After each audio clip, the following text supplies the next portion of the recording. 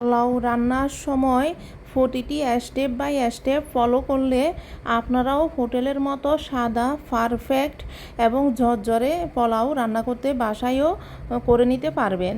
প্রথমে 2 গ্লাস পোলাও চাল পানিতে ভালো করে ধুয়ে 10 মিনিটের মতো ভিজিয়ে রেখেছি, কারণ চালগুলো একটু ভিজিয়ে রাখলে তখন ভাজি করার সময় পানির পরিমাণ একটু কম দিলে পারফেক্টভাবে পোলাওগুলো ঝরঝরে হবে। এরপরে চুলায় তেল গরম করে তার মধ্যে ঘি দিয়ে পেঁয়াজ বেরেস্তা করে নিলাম। বন্ধুরা, এখানে সামান্য ঘি ইউজ করলে বেরেস্তার মধ্যে ঘিয়ের একটা ফ্লেভার আসে এবং খেতেও ভালো লাগে। তারপর ওই তেলের মধ্যে পেঁয়াজ কুচি, রসুন বাটা, আদা বাটা সবগুলো দিয়ে ভালো করে নেড়ে চেড়ে কষিয়ে নিলাম। এরপরে আস্তে আস্তে গরম মশলা যেমন তেজপাতা, দারচিনি, এলাচ, লং সবগুলো দিয়ে ভালোভাবে মিশিয়ে ভালো করে কষিয়ে নিলাম। এরপরে স্বাদ মতো লবণ দিয়ে দিলাম। সব কিছু দিয়ে দেওয়ার পরে পোলাওর ওই ভিজিয়ে রাখা চালগুলো একটি চাকনির মধ্যে সেঁকে জল সরিয়ে নিয়েছিলাম, ওগুলো দিয়ে কিছুক্ষণ ভেজে নিব।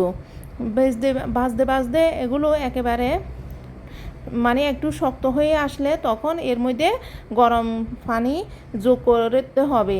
পানি দেওয়ার সময় আপনারা খেয়াল রাখবেন যে গ্লাস মেপে আমরা চাল ব্যবহার করেছিলাম ওই গ্লাসেরই আপনারা এখানে 3 গ্লাস পানি দেব, কারণ আমরা এখানে 2 গ্লাস পোলাও চাল ব্যবহার করেছিলাম, এর জন্য 1 গ্লাস কমিয়ে 3 গ্লাস পানি দিব, তাহলে পোলাওগুলো পারফেক্ট ও ঝরঝরে হবে।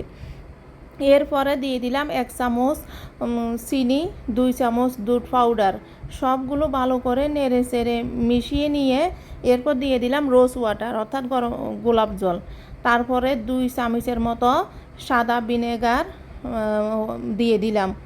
সবগুলো ভালো করে মিশিয়ে নেওয়ার পর ঢাকনি দিয়ে ডেকে একেবারে লো আছে 5 মিনিট নেড়ে চেড়ে একটু পানিগুলো শুকিয়ে নেব। সবগুলো নেড়ে চেড়ে পানি টানিয়ে নেওয়ার পরে দেখেন বন্ধুরা, পোলাওগুলো কেমন ঝরঝরে হয়েছে। এই পর্যায়ে আমরা নামানোর আগে 1 চামচ ঘি, ওই পেঁয়াজ বেরেস্তাগুলো, ধনিয়া পাতা এবং গোটা কাঁচামরিচ দিয়ে আরও 2 মিনিটের মতো ডেকে চুলায় বসিয়ে রাখবো। এ সময় চুলার আঁচ একেবারে লোতে রাখতে হবে, না হলে পোলাওগুলো নিচে দিয়ে লেগে যাওয়ার সম্ভাবনা আছে। এরপরে আবার নেড়ে চেড়ে মিশিয়ে নিয়ে পোলাওগুলোর মধ্যে কিছু কিশমিশ দিয়ে আর 1 মিনিট ঢাকনা দিয়ে ডেকে রান্না করে নেব।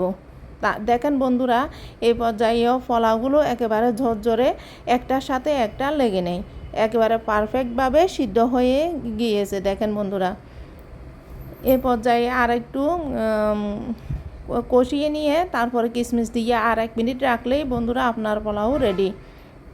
দেখেন বন্ধুরা, পোলাওগুলো যেমন সুন্দর সাদা ঝরঝরে হয়েছে এবং খেতেও টেস্টটাও অন্যরকম হয়েছে। আপনারাও বাসায় ট্রাই করে দেখবেন। সবাইকে ধন্যবাদ।